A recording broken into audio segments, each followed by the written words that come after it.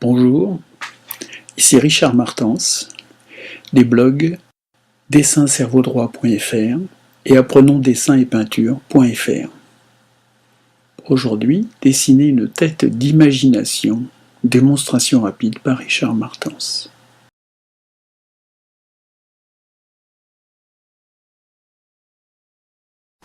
Démonstration sur un bloc sténo de format A5.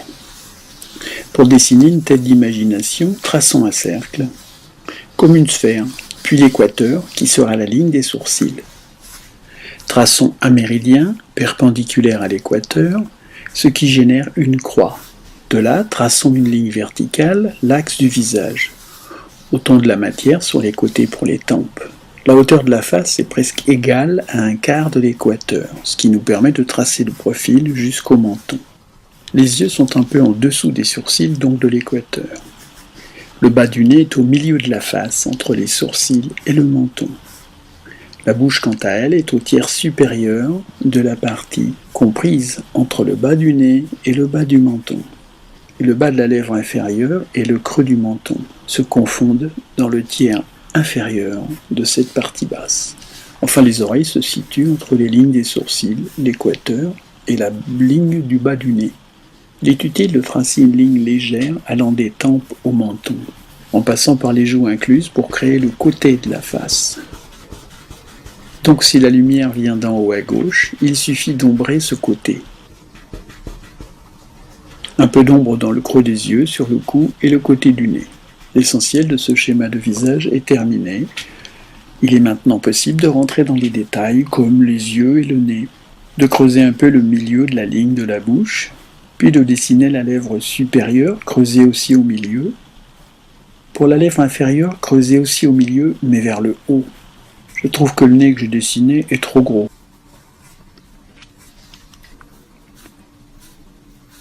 Aussi vais-je gommer ce nez pour le rendre plus fin. Pour cela, j'utilise une petite gomme pour être précis, et je gomme aussi quelques lignes de construction.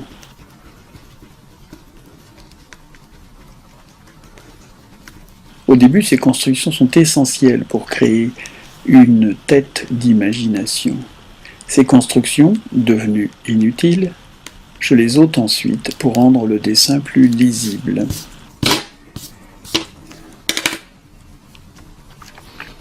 Je redessine le nez en l'affinant, soit comme une petite sphère pour le bout du nez et les narines plus petites aussi.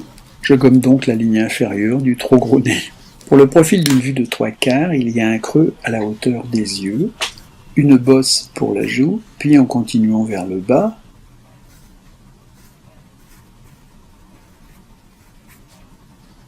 un très léger creux à la hauteur du bas du nez.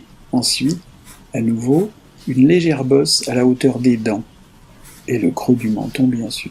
Je place une ombre portée, dégradée, du bas de la tête sur le cou.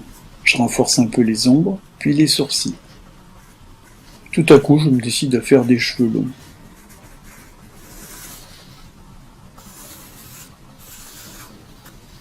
C'est possible quand le schéma de base n'est pas trop typé. C'est donc une question d'humeur, auquel cas les cheveux sont juste un simple accessoire. Avec l'ajout d'une frange et le placement de quelques ombres, voilà, le tour est joué. J'arrête là cette brève démonstration. Et grâce à ces courtes vidéos, je teste des logiciels, des applications. À bientôt pour une prochaine démonstration.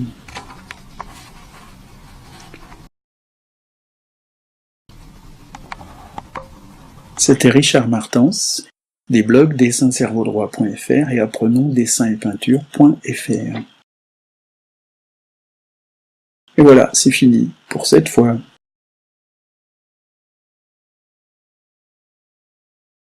Merci. Au revoir. Et à bientôt.